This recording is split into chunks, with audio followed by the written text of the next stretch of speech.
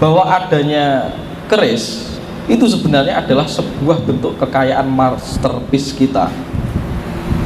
Maka Pak Doni sendiri yang kagungan beliau ini adalah orang yang pakar keris, karena keris itu adalah salah satu bentuk wujud yang dinamakan yantra. Efek negatifnya mengganggu kita, mengganggu jagat raya pasti, karena sepertiga bumi akhirnya separuh bumi ini dihuni makhluk itu daripada manusia, karena akumulasinya lebih banyak itu secara rasio mungkin ya.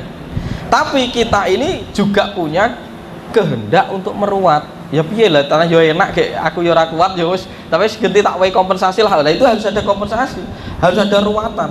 Lah ruatan itu dalam tradisi Jawanya disebut pangentas-kentas, menaikkan entitas negatif menuju kepada yang sempurna. Sebagaimana Anda menaikkan demit dari cakra seks menuju cakra utara. Di dalam kehidupan Anda menaikkan makhluk itu dengan upacara ritual, menaikkan makhluk itu untuk menuju kepada alam sunya, alam kesempurnaan. Makanya arwah-arwah gentayangan itu harus dibantu, didoai, diruat, dinaikkan agar tidak mengganggu proses keseimbangan bumi, karena sifat dari makhluk itu berenergi destruktif. Caranya? Ya, ini caranya aku nak kundal ini menaik wis dengan sendirinya akan sana. Di sini di Sambongo, di Sambongo itu ada tempat sendiri untuk mendoakan para wujud. Ya, dalam tradisi modern disebut doa. Ya, dalam tradisi kuno disebut luar atau ruat atau lukat. Itu sebenarnya cuma mengarahkan getaran energi ke sana. Cuma kan manusia itu adalah makhluk yang memiliki kemajuan bersikap, berpikir, maka diadakan sajen, syarat-syarat itu sebenarnya tulisan. Kenapa harus ada bunga? Maka di dalam tradisi Jawa ada konsep upacara Pancasakta, Ekasakta. Ekasakta itu menaikkan entitas makhluk, tumbuhan dan binatang yang setiap hari Anda bunuh. Anda godok banyu saja sudah bunuh berapa makhluk, virus. Maka itu harus dinaikkan, kalau tidak goda Anda dari corona.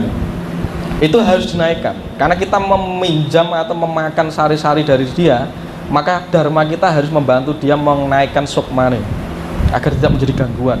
Baru nanti di Pancasakta. Nah Pancasakta itu komawurung-komawutah itu juga akan merekam hasrat negatif dari diri kita, akhirnya menjadi arwah gentayangan itu akan masuk menjadi itu. Nah itu butuh di luar atau di ruat. Ngerti nggih? Dan nanti ada tekniknya, dan ketika Anda sudah melakukan penjernihan terhadap diri Anda dengan menaikkan kundalini, rumusnya itu sudah akan terjadi sendiri. Asal jenengan mau nenggon kok tiba-tiba ada kehendak spontanitas ketika Anda kok ngerasa ini berkati. Jadi nek merinding aja mbok simpulnya aku diganggu aja. Iki kok medeni aja, karena merinding itu bahasa tubuh yang jujur untuk mendeteksi ada energi asing di sekeliling Anda. Tapi karena kowe iki wis ngrungokne gugon Tuhan dan proses indoktinasi bahwa demit ki mesti membahayakan dan mencekam, ketakutanmu ini akan merespon melalui pikiran. Akhirnya nek merinding ngono mbok kepruke uyah ya mesake lah. Karena dia tuh minta diruat mbok usir-usir. Bukan diusir, dinaikkan, disampurnake. Dibukakan pintu, ditunjukkan cahaya agar dia bisa naik ke sana. Karena makhluk yang sudah mati di alam itu tuh tidak memiliki daya kehendak, ora iso milih, Mas. Tapi dia masih memiliki memori prasangka, perasaan. Jadi kadang nenek wong mati, dia masih nangis ngedeni kowe, dia tidak sadar kalau dia sudah mati. Mungkin mulai nang omah dijak omong nenek sing nyauri. Itu mati nesto, kaget, kecelakaan atau apa. Maka jejak energi orang kecelakaan itu harus dihentas, harus diupacarai. Karena tidak dia akan di situ dan akan menarik sengkolo terus. Karena ingatannya mancep di situ. Maka dibersihkan, diterke. Dari internal dan eksternal ada. Dua-duanya ada, tapi sumbernya tetap dari kita, karena demit itu ada di dalam diri kita. Ketika cakra bawah kita masih tersumbat, itu kan ekspresi energi demit, energi bawah yang belum terselaraskan, belum disambungkan. Maka orang yang sudah saya jelaskan kemarin, nanti dilihat di YouTube, 3 cakra ke bawah itu berhubungan dengan nafsu hewan, instinktif. Nah nafsunya berkaitan dengan dedemitan memang, yang bersifat tarafnya itu disharmonis dan mengganggu proses evolusi. Nah makanya sebagai khalifah, sebagai menungso yang sadar, kita itu harus sadar untuk among kinemongan itu ngeruatke, mengelola, menata dan lain sebagainya. Karena kita juga nyatanya partisipan atas keberadaan jagat raya ini. Ngoten nggih? Jadi dibedakan bahwa pancer itu adalah pusat. Pancer gak iso tergoda, itu pusat. Yang tergoda itu mental. Mental itu alami kakang kawah di hari-hari. Tidak membuat Anda terlunta-lunta itu di situ. Makanya kakang kawah di hari-hari itu harus dikenali. Dan sekali lagi, energi itu tidak berbentuk, bahkan bisa membentuk dirinya, sesuai apa yang kita cipta, karena itu memori. Misalnya di depan Anda tiba-tiba yang pocong, sudah tak jelaskan bahwa sebenarnya pocong itu adalah rasa takutmu menghadapi hidup atau mati. Nah, ketika mental itu ke sana, dia akan memproyeksi, membentuk energi negatif yang ada di sekeliling Anda itu. Berarti iso neng kono memang sinarik yo sampean. Nek ngerti kuntilanak, berarti di situ Anda memproyeksikan energi kegetiran, karena kuntilanak itu diceritakan, dinaskahkan turun temurun bahwa seorang gadis yang diperkosa dan dibunuh, akan itu kegetiran, kaget. Kegetiran itu menjadi rasa melo di dalam diri Anda, itu akan membentuk itu. Periksa ulang di dalam batin kita. Karena memori itu turun temurun, makanya gugon Tuhan itu juga bisa membentuk memori pikiran. Memori pikiran ini sisanya juga ada di dalam alam raya ini, dan dia akan bertalian dengan memori energi itu. Bahasanya ngono. Akhirnya wong Jawa ngomong kuwi kala utawa sawan. Kala itu juga bisa dipahami waktu, tapi bahasa menjadi diarani kala itu perubahan dari bahasa molo. Molo itu sesuatu yang negatif dan mengganggu. Nah, mereka berada di area kita itu mau berkiblat kepada kita karena kita itu gambare Gusti. Jaluk disampurnake. Kalau memang berada di area kita, yo sampurnakno, bukan berarti kamu usir-usir. Maka diruat itu tadi, nggih, dimunggahke. Engko nek enek bentuk makhluk seperti bajangkrek, ilu-ilu dan lain sebagainya, itu sudah terbentuk dari zaman Majapahit dan sana. Karena demetologi itu sebenarnya adalah bentuk kekayaan berpikir tentang penciptaan.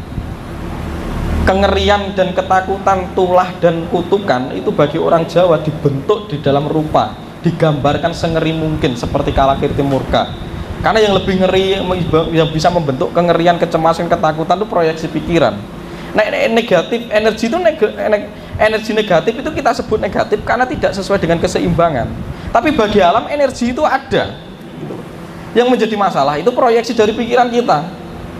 Makanya wong Jawa itu dikon bersaraf dan suwung puncak tertingginya, bukan membentuk rupa-rupa.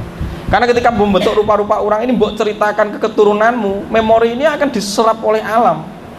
Dan ketika anak turunmu lahir di situ, ya omahnya mengandung apa yang kamu cipta itu tadi. Akhirnya ketika wong mbah wis ra enek sik kelangan-kelanganan iki ngone-ngone mbahku iki kan gitu. Iki kodame neng keris iki. Anda sendiri karena sudah merekam memori itu. Apakah itu menjadi masalah kalau Anda ngurusi dan terhanyut ke situ? Nah, orang ya nggak apa-apa, itu kekayaan intelektual berpikir tentang bagaimana bisa hukum mengkodifikasi energi. Kira-kira gitu aja. Lah, energi yang bersifat masih negatif itu disebut negatif karena masih belum seimbang. Kenapa disebut negatif? Itu berlawanan karena nyatanya jagat ini isinya negatif dan positif. Nggih, hukum magnetnya itu. Lah, ketika disebut molo, orang Jawa tidak ngomong molo itu hal yang bersifat elek, maka disebut molo itu sudah melebihi kapasitas ketidakseimbangan, maka harus dikembalikan ke taraf seimbang. Maka disebut luar atau ruwat. Ngerti? Paham kira-kira? Jadi sesuatu yang menakutkan di sekeliling Anda itu bentukan dari memori jari ini.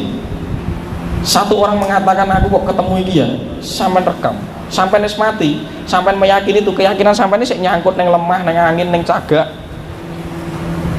Akhirnya jadi do maju jalan. Makanya tak jelas ke jenengan itu dijebak karo alam ajasam, alam angen-angene sampai di wirwaten, witotonon itu yang jadi masalah. Lah, ada bentuk-bentuk leluhur dan sebagainya, itu juga personifikasi, juga proyeksi dari mental itu tadi. Makanya alam mental itu alam paling kuat yang mengikat manusia karena berhubungan dengan angkara dan manah. Saya diarani alam bawah sadar apa terserah, itu sebutnya itu. Dan itu berkaitan erat dengan seluruh apapun energi yang ada di sekeliling kita. Jadi awak dhewe iki ibaratnya sing tukang nyetelnya TV. Karena kita tuh punya alat untuk memvisualkan atau mengaudio. Itu hanya di dalam diri kita perangkatnya. Nah, itu keunikannya manusia memang. Nah, tapi ketika kita tidak boleh terhanyut di situ. Makanya resi ono. Makanya kan kemarin saya bilang ke Budi, saya mau tanya anjing saya itu dulu siapa? Hidupnya kok beruntung ikut saya. Ya, apakah dulu menjadi orang baik? Kebaikan itu akan mendapat impas atau pahala atau konsekuensi. Keburukan juga.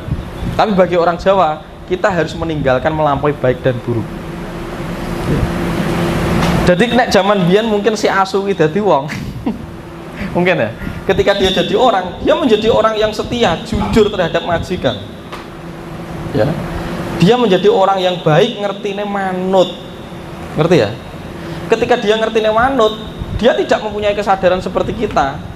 Ngertine mau manut karo majikan, duwe daya dorong berbuat baik, instingnya dia itu selalu berbuat baik, misal gitu. Ya sudah, kalau mati jadi kewan. Nah, kewan yang beruntung, jadi asu sing disayang-sayang. Makanya dilambangkan awak dhewe iki iso mlebu surga karo-karo asu tuh pelacur itu. Jadi kita tuh disuruh memandang bahwa seluruh struktur kebaikan dan keburukan itu bercokol di mana saja. Nek ngomong soal baik buruk. Makanya wong Jawa paling gampang, karena kebaikan itu paling aman, dikon berlaku baik saja. Tapi wong Jawa gak gelem, kudu utuh. Nek iso bener ya kudu bener. Jadi orang Jawa selalu menjelaskan sesuatu yang apa adanya. Kalau baik itu berarti sesuai persetujuan bersama. Persetujuan bersama itu apa? Karena manusia sendiri ternyata menolak destruktif, menolak kekacauan, menolak sesuatu yang tidak sedap dipandang, tidak mau mendengar sesuatu yang bersifat menyakitkan. Kan ngono nyata nih. Makanya kan berbuat baik. Tapi bagi orang yang melampaui pencerahan, itu semua malah harus dihadapi, diamati, kengerian, penyakit, dirasani wong loro ati, malah diamati sampai lebur. Kira-kira begitu. Nah, terjadinya memori-memori di sekeliling kita itu cipta kita sendiri. Sebuah tempat jadi angker aeng itu karena Anda memberi impuls energi melalui proyeksi pikiran Anda.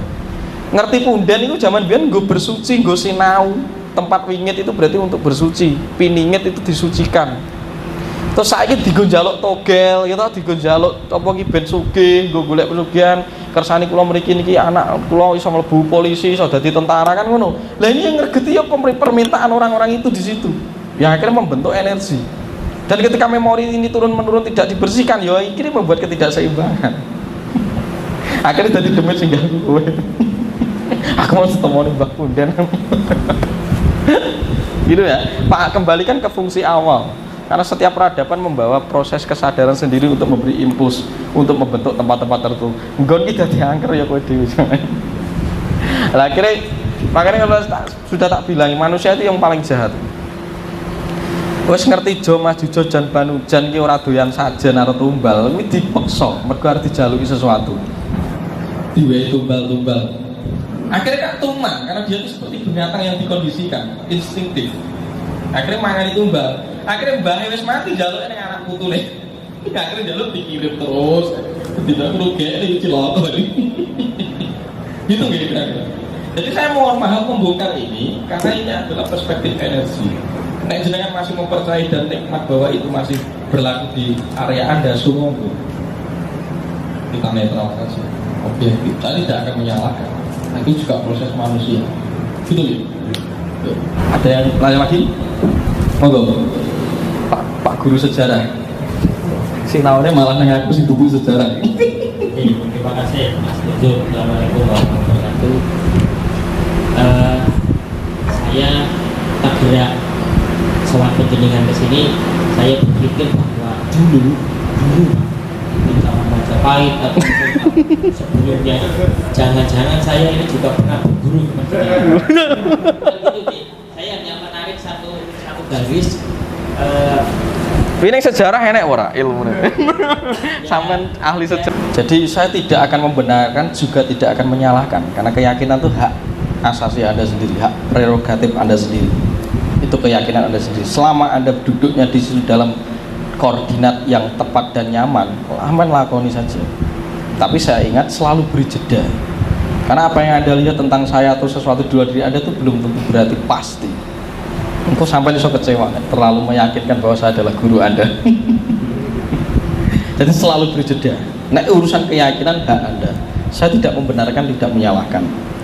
Saya juga tidak pernah membenarkan orang yang percaya bahwa iki enek isine keris iki enek leluhur apa. Saya tidak membenarkan juga tidak menyalahkan. Sebagaimana berlaku kepada orang yang hanya turut nguri-nguri bahwa ini adalah tinggalan leluhurku. Tidak membenarkan juga tidak menyalahkan posisi saya. Karena di situ nanti dia akan mengalaminya sendiri. Yang lebih benar atau yang salah. Itu posisinya bukan di saya. Oke. Tapi ada sesuatu yang harus kita luruskan atau saya akan berkata secara objektif sesuai pengetahuan saya, bahwa adanya keris itu sebenarnya adalah sebuah bentuk kekayaan masterpiece kita. Maka Pak Doni sendiri, yang kagungan beliau ini adalah orang yang pakar keris, karena keris itu adalah salah satu bentuk wujud yang dinamakan yantra. Jadi tradisi kita itu mempunyai ajaran Jawa itu dibeta menjadi tantra, penyatuan itu namanya tantra, penyatuan daya magis itu tantra, mantra itu cara mengucap menggunakan getaran, yantra itu salah satu wujud aspek seni, sastra itu tulisan. Nah, yantra ini salah satu bentuk kodifikasi energi yang diwujudkan atau doa yang diwujudkan dalam suatu mahakarya. Maka keris ini salah satunya. Jadi ketika seorang menayuh keris itu ketika hasil dari pendaya gunaan tantra magis, leluhur kita tuh memasukkan energi di dalam keris, dan energi ini disifati sesuai kegunaan dan fungsi. Nggak disebut kodam, monggo, tapi kodam bukan bahasa saya. Maksudnya saya bukan orang yang membahasakan bahwa kodam itu adalah dari sini, itu akulturasi, bahasa akulturasi. Maka itu juga merupakan daya hidup keris itu. Nah, kemarin sudah tak bilangin, wujud salah satunya keris itu adalah yantra. Juga bisa ditulis di dalam batik. Nah, batik ini bisa masuk yantra, juga bisa masuk sastra. Karena ini tulisan doa, tulisan inisiasi tentang energi. Misalnya kayak sekarang leluhur menyifati suatu daya untuk menangkap sinyal tentang kepemimpinan, maka dibikinkan keris Kiai Sengkelat yang dibikin oleh Empu Supo. Berarti Empu Supo ini memiliki daya kecerdasan untuk membuat energi dan disifati tentang daya kepemimpinan, membangkitkan potensi-potensi karakter kepemimpinan yang ditanam atau diinisiasi di dalam keris, ditayuh namanya di dalam keris.